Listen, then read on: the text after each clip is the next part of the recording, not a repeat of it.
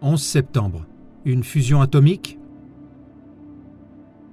Depuis le 11 septembre, il y a eu des discussions, des recherches et des spéculations sur ce qui s'est réellement passé ce jour fatidique.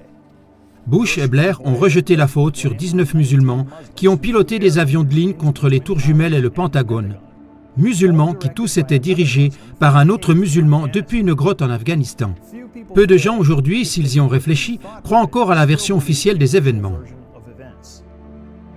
Une étude récente de l'université de Fairbanks en Alaska a montré que le troisième tour, qui n'a pas été touché par un avion, n'a pas pu s'effondrer à cause du feu seulement, comme cela a été prétendu officiellement. Le premier article scientifique sur la destruction des tours jumelles a été celui du professeur Stephen Jones, intitulé « Pourquoi les bâtiments du WTC se sont-ils donc complètement effondrés ?» Son université l'a mise en congé payé et l'a ensuite licencié. Il souligne de nombreuses caractéristiques de ces effondrements qui ne peuvent être expliquées par la théorie officielle et il montre qu'il est plus probable que les bâtiments aient été détruits dans le cadre de démolition contrôlée. Il a prouvé l'existence de la thermite incendiaire qui pourrait être utilisée pour couper l'acier. Cependant, le document omettait des preuves essentielles de l'inclinaison de la partie supérieure de la tour sud à un angle de 15 degrés. Le moment angulaire de cette inclinaison aurait signifié qu'elle aurait été projetée au sol à côté de la tour, à moins qu'elle n'ait été réduite en miettes par un mécanisme inexpliqué. Une simple démolition contrôlée ne pourrait pas expliquer l'effondrement. En 2009, un article est paru dans une revue de chimie présentant des preuves que la poussière des bâtiments contenait de la nanothermite explosive. Il a été suggéré qu'elle aurait été peinte sur les murs des tours, mais il n'existe aucune analyse de l'effet de la peinture du gel de nanothermite sur les murs. Faudrait-il peindre les deux côtés des murs, puis les enflammer simultanément pour pulvériser les murs? Comment ferait-on cela? Cependant, le document n'a examiné que ces tours et a omis des preuves essentielles sur le reste du site Ground Zero. D'autres bâtiments ont été endommagés et il y avait des preuves de dommages causés par les radiations, des voitures grillées et des personnes piégées dans les tours qui se déshabillent. Un effet connu de l'Active Denial System, arme à énergie dirigée, utilisée dans la lutte anti-émeute aux États-Unis. Ces armes utilisent des micro-ondes d'environ 100 GHz. Pendant ce temps, le professeur Judy Wood rassemblait des preuves photographiques des dégâts sur l'ensemble du site et a publié en 2009 un livre intitulé en français « Où sont passées les tours ? Preuve de la technologie des énergies libres dirigée le 11 septembre ». Les premiers chapitres présentaient des photos et d'autres données qui allaient à l'encontre de l'idée d'une démolition contrôlée par des explosifs. Elle a ensuite proposé une théorie d'une énergie dirigée inconnue venant d'en haut qui avait poussiérisé les tours. Sur la base de ses recherches, elle a conclu qu'il n'y avait pas de températures élevées en cause et a proposé l'idée que l'effet Hutchinson, que la physique actuelle ne connaît pas, avait été utilisé le 11 septembre. Dans son livre, elle rejette la nanothermite, attribuant les traces trouvées à une origine différente, et elle a rejeté une réaction nucléaire disant qu'il n'y avait aucune preuve de retombées radioactives.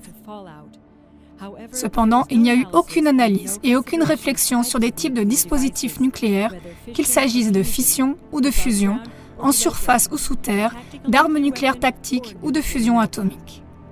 Pendant ce temps, un ancien citoyen soviétique, qui avait fait partie d'une unité militaire secrète chargée de détecter les explosions nucléaires, Dmitri Kalesov, poursuivait l'idée que les tours du World Trade Center auraient pu être abattues par des explosions nucléaires souterraines. De plus, il témoigne qu'en tant que militaire du service de contrôle spécial soviétique, il connaissait déjà dans les années 80 le plan de démolition nucléaire d'urgence des tours jumelles. En 2010, il a publié un livre, aujourd'hui dans sa 4e édition, en russe et dans diverses autres langues, proposant sa théorie des explosions nucléaires souterraines. À l'époque, sa théorie semblait improbable et a été rejetée par des enquêteurs plus connus. Cette piste a été suivie par le physicien allemand Heinz Pommer. Il s'était spécialisé dans la physique nucléaire à l'université.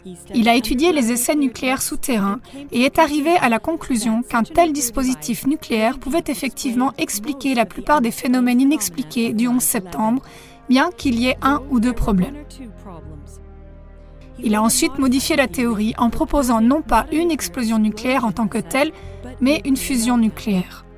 Cela, semble-t-il, expliquerait encore mieux l'absence de traces radioactives dans l'air après le 11 septembre. La fusion nucléaire a été étudiée dans les années 1960 dans le cadre de l'aménagement du territoire par le nucléaire. L'Union soviétique l'a utilisée pour créer d'énormes réservoirs. D'autres développements à l'ouest permettraient de creuser des canaux profonds à travers les montagnes pour la construction d'autoroutes ou de liaisons ferroviaires. Un aspect sur lequel les chercheurs travaillaient était la réduction des retombées radioactives suite à une telle explosion et qui pourrait expliquer les traces de faibles niveaux de matière radioactive après le 11 septembre.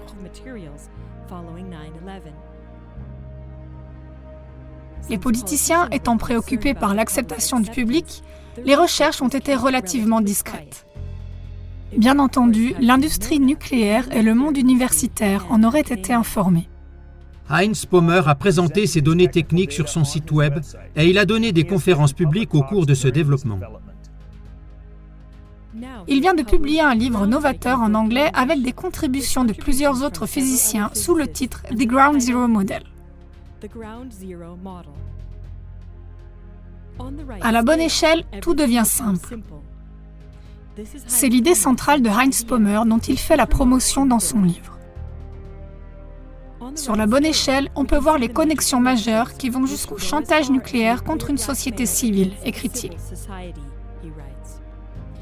Le livre présente le développement de l'aménagement nucléaire et montre comment cela correspondrait aux traces de radioactivité laissées à Ground Zero. Il montre également comment les radiations nucléaires expliqueraient les interférences dans certaines des vidéos prises à l'époque et pourquoi le papier a survécu mais pas le fer.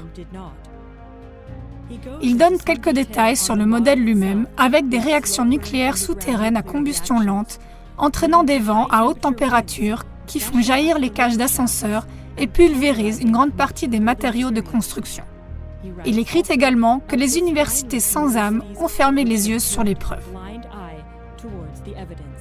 Si Dmitri Kalesov et Heinz Pommer ont raison de conclure que les tours du 11 septembre ont été détruites par des engins nucléaires, les implications sont sinistres. Le début d'une nouvelle ère de terrorisme nucléaire pour s'emparer du pouvoir mondial. Le livre de Heinz Pommer, The Ground Zero Model, devrait être considéré comme un avertissement au monde. L'impact de ce modèle va bien au-delà d'une simple attaque terroriste.